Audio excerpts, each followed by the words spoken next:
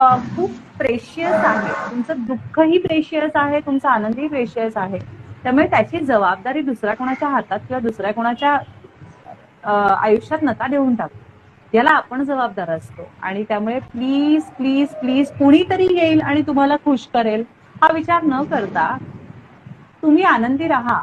तुम्ही जेव्हा आनंदी असाल ना तेव्हा तो आनंद कंटिन्यू करणारा आणि शेअर करणारा कोणीतरी इव्हेंच्युअली येईल तुमच्या आयुष्यात. But you just be happy.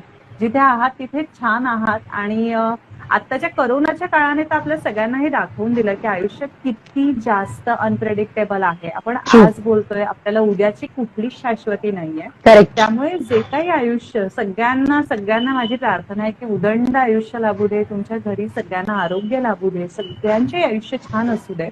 पण तरीही ना प्रत्येक दिवस आपण आजचा दिवस मला जगून घ्यायचा असं म्हणून जगूया. कुठला तरी कधीतरी फ्युचरमध्ये येणाऱ्या आनंदाच्या विचारात आजचा दिवस दुःखात काढायची काहीच गरज नाहीये.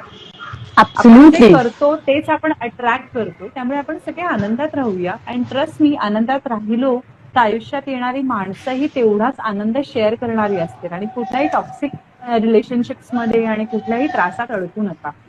नक्कीच.